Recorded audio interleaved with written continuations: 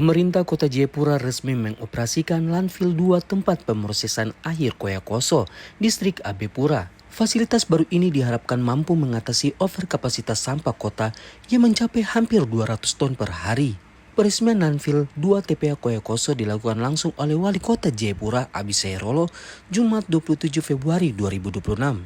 Pembangunan fasilitas ini menjadi solusi atas kondisi landfill 1 yang telah beroperasi lebih dari 10 tahun dan mengalami kelebihan kapasitas. Menurut pelaksana tugas Kepala Dinas Lingkungan Hidup dan Kebersihan Kota Jayapura, Simon Petrus Koirewoa, TPA Koyakoso selama ini menerima 178 hingga 200 ton sampah setiap hari. Kondisi overload menyebabkan pengelolaan tidak lagi optimal dan bersiko mencemari lingkungan sekitar. Landfill 2 dibangun dengan sistem sanitary landfill terkendali di atas lahan 1 hektar dengan usia pakai sekitar 5 tahun. Pembangunan dilakukan 2 tahap menggunakan dana otonomi khusus dengan total anggaran 10 miliar rupiah. Wali Kota Jayapura dalam wawancaranya mengatakan, kami harap masyarakat ikut menjaga kebersihan. Jangan buang sampah di saluran air. Pemerintah kota juga sudah menyiapkan fasilitas. Mari kita sama-sama bersihkan kota Jayapura.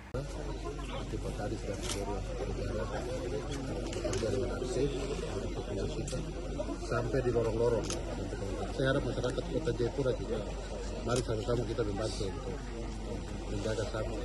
Jangan sampai sampah itu dibuang di saluran air, dan itu nanti menyebabkan pada saat hujan banjir kembali menimpa masyarakat itu sendiri. Dan landfill ini dibangun dengan biaya yang cukup besar, itu artinya bahwa pemerintah hadir untuk melihat keadaan kota Jayapura yang harus bersih dan membangun landfill supaya sampah semua dibawa dan dibuang tempat sampah, yaitu di TPA di Kampung Koyakoso.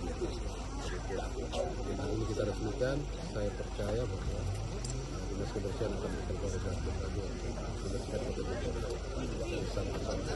Saya harap masyarakat semua, terutama distrik dan lurah, ikut kerja sama dengan Dinas Kebersihan supaya mengangkat sampah dari masyarakat, dari rumah-rumah dan semuanya. Kita karena efisiensi dengan keterbatasan negara, kalau tidak saya mau memberikan kepada lurah-lurah itu motor-motor sampah supaya mereka angkat dari masyarakat. Ada pikiran saya juga untuk membagikan plastik sampah. Plastik itu ada 3, mungkin warna hijau, biru, dan kuning.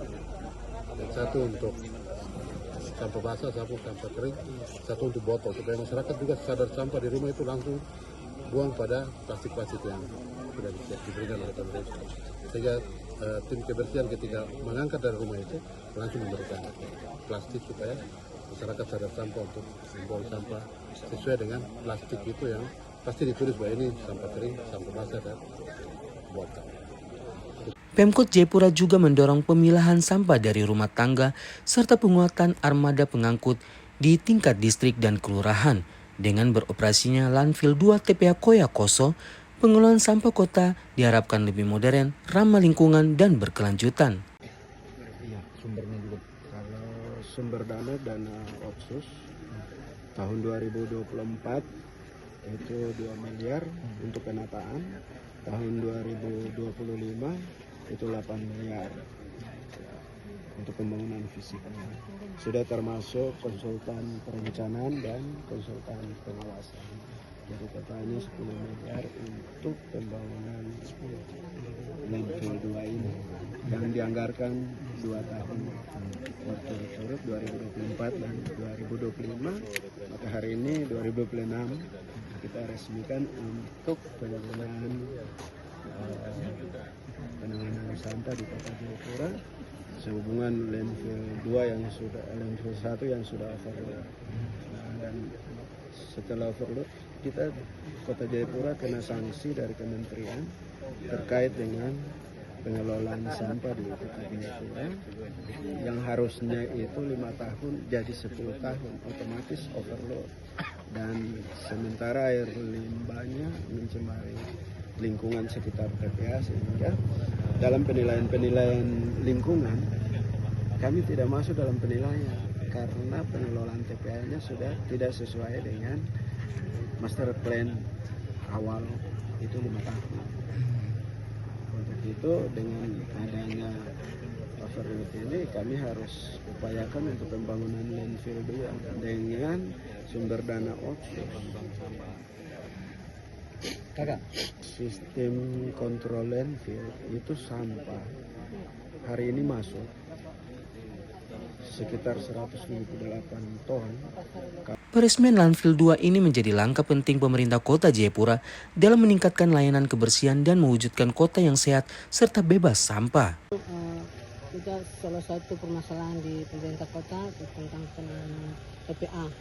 Kami juga berterima kasih kepada pemerintah kota dalam hari ini tim TAPD, tim anggaran yang memang punya kontribusi yang sangat besar. Memang karena pembangunan ini memerlukan biaya yang besar, kita berterima kasih kepada tim TAPD yang berkoordinasi sangat intens dengan Provinsi Papua sehingga kami dari Dinas pada saat itu dapat dana dari dana otsus untuk dari level pertama dan tahap pertama dan juga tahap kedua. Jadi memang tidak banyak kontribusi dari semua sektor sehingga pembangunan ini bisa berjalan.